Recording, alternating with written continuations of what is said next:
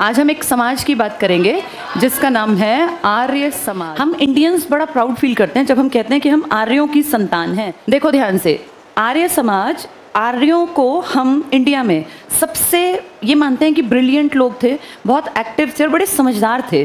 तो इन आर्यों से हम अपने आप को आज तक भी जोड़ते हैं।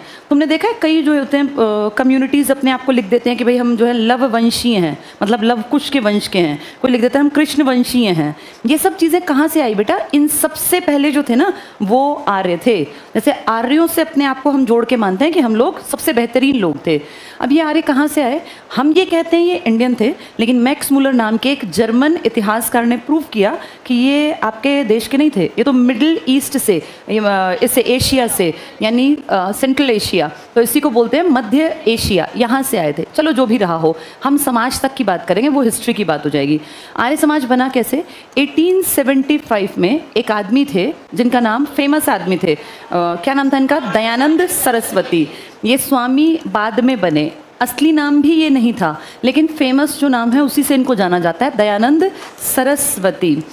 ये स्टार्टिंग से ना बेटा थोड़े घुमक्कड़ टाइप के थे, बचपन से ही जगह जगह घूमना, पहाड़ों में, नदियों में जाके मेडिटेशन करते, वहाँ बैठ के परिवार से बहुत बार दूर चले जाते, कई कई महीने की यात्राओं पे गायब। बचपन से ही इंटरेस्ट था कि भारत के इतिहास में किन लोगों ने काम किया, कैसे लोग थे, हम यहाँ तक कैसे पहुँचे। तो स्वामी दयानंद सरस्वती जी ने ये सब चीज़ों को जान के एनालाइज करके कहा कि इंडिया में सबसे बेस्ट लोग जो थे वो उस टाइम पर थे जब कौन सा समाज था।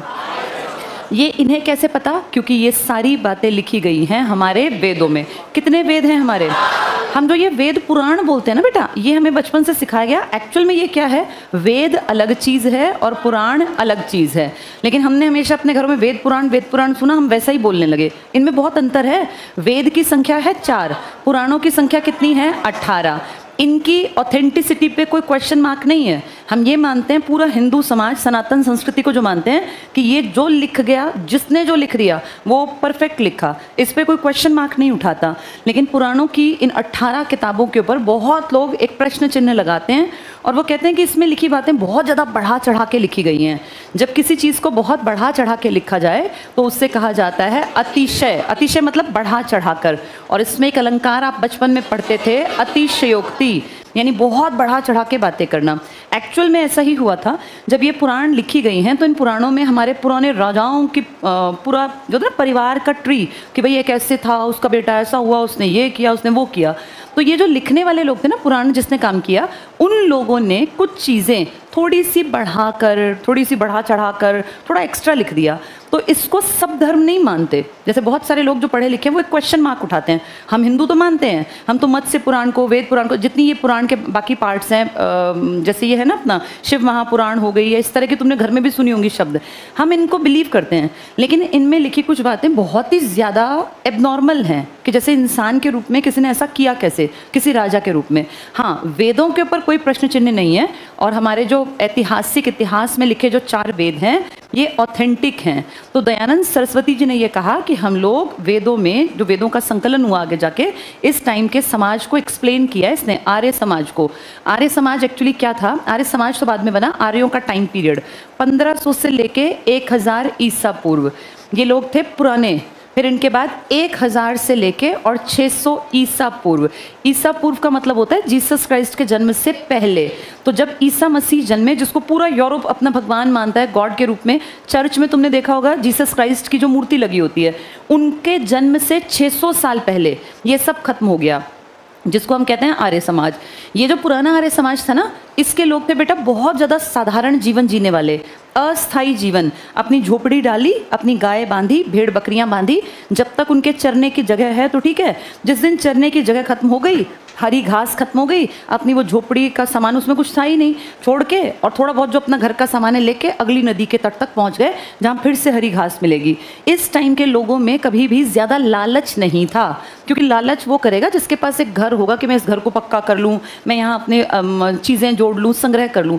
इनको पता था कि हमारी लाइफ यहाँ 3 या 4 महीने की है, फिर हमें उठ के जाना है। तो इनके मन में कभी बहुत ज़्यादा लालच या इस तरह की ईर्ष्या, ये सब नहीं था।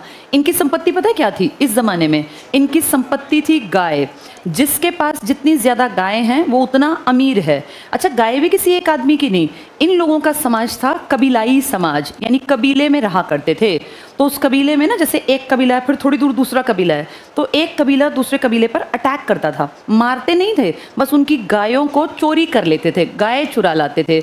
इन लोगों का सिर्फ ये डर होता था कि कोई हमारी गाय रात में खोल के ना ले जाए। इसीलिए कबीले के सबसे ताकतवर हट्टे कट्टे लड़कों को काम दिया जाता था कि तुम्हें रात भर अपनी गायों की रखवाली करनी है।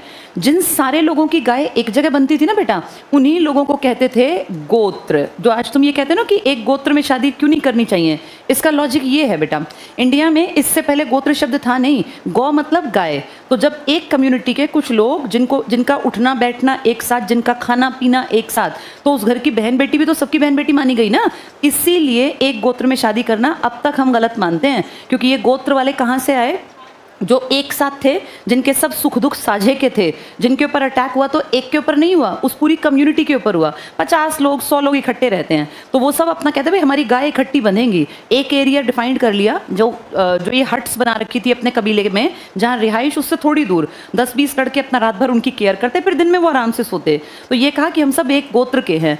एक गोत्र के लोग दूसरे गोत्र के लोगों से लड़ते क्या, गाय चुरा लाते रात में। पहले कुछ दिन देखते किस टाइम ये केयर नहीं करते हैं, किस टाइम लोग यहाँ नहीं होते हैं, वहाँ से चोरी करते। यहाँ से हम इंडियंस ने गोत्र शब्द सीखा कि जिन लोगों की, जिस कम्युनिटी का सुख दुख एक है, जिस कम्युनिटी की गाय एक साथ बनती थी, जिनकी रोटी एक थाली में खाते थे, तो उसमें बहन बेटी की शादी इस तरह से करना गलत माना गया। वहाँ से ये ट्रेंड चल पड़ा। अभी भी देखो कम्युनिटीज़ बहुत सारी मानती हैं, जाट कम्युनिटी में तो खासकर ना, कि जो अपनी वाइफ का, लड़के की अगर माँ है और दादी है तो उसके गोत्र को देख के शादी नहीं करते हैं। उसका लॉजिक बेटा ये था।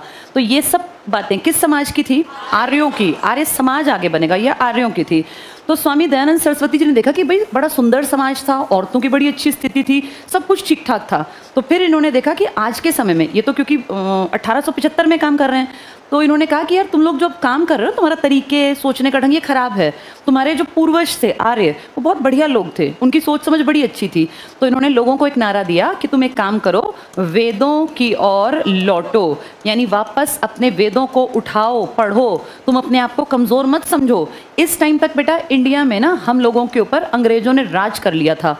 1857 की क्रांति हुई थी ना, पता है ना, 57 की क्रांति, रानी लक्ष्मीबाई, नाना साहब, तात्या टोपे, बहादुर शाह जफर, तो उन सबको, वो सब तो कोई ना कोई तो वीरगति को प्राप्त हुआ, कोई देश छोड़ के भाग गया, गायब हो गया। तो उस टाइम तक आते आते हम लोगों के दिमाग पे ये छाप पड़ गई कि हम लोग कमज़ोर हैं, हम दबे हुए हैं, अंग्रेज़ राज करने के लिए पैदा हुए हैं। तो हमारे दिमाग में अंग्रेज़ों की छवि अपने से ऊपर उठ गई। तब फिर इन्होंने कहा था कि तुम कमज़ोर नहीं हो, किस चीज़ को दोबारा लौट जाओ, वेदों की तरफ, पढ़ो उठा के किताबें। जिस टाइम तुम इतने ऊपर थे, तुम्हारी सोच कितनी ऊपर थी, तब तो ये अंग्रेज़ कहीं स्टैंड भी नहीं करते थे। इस टाइम पे ना पूरे वर्ल्ड में कुछ ही कम्युनिटीज़ थी जिनमें हम टॉप कम्युनिटी में गिने जाते थे। तो इन्होंने वापस याद दिलाया इस आदमी ने कि तुम अपने आप को कमज़ोर मत समझो, वापस वेदों की ओर लौटो, उठाओ, पढ़ो। वैसा जीवन नहीं जीना, लेकिन इन किताबों को उठा के पढ़ो कि तुम्हारी लाइफ कैसी थी, तुम जिसके वंशज हो वो कितने ग्रेट थे।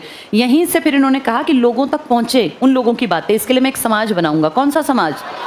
आर्य समाज ने हर गलत चीज़ का, हर दिखावट का, हर पाखंड का, मूर्ति पूजा टाइप की चीज़ों का, जो कि अति में थी, इन सब का विरोध किया और कहा कि मानवता के लिए काम करो। जो ये लोग थे ना बेटा आर्य, इन्होंने कोई मंदिर नहीं बनाया। मैंने आपको कहा इनका जीवन ही अस्थायी था, ये अपना छप्पर डाल के जीवन काटते थे। ये गाय की पूजा करते थे, देवताओं को मानते थे, लेकिन ऐसे नहीं कि भाई मंदिर बना रहे हैं, मस्जिद बना रहे हैं, ऐसा कुछ नहीं था। तो यही बात इन्होंने कही कि आर्य समाजी बन जाओ, आर्य समाज का दोबारा से निर्माण करो। इनकी बात कुछ लोगों को बड़ी भाई और लोगों ने कहा हाँ बिल्कुल ठीक कर रहे हैं। तो धीरे धीरे करके लोग किस में बढ़ते चले गए? आर्य समाज।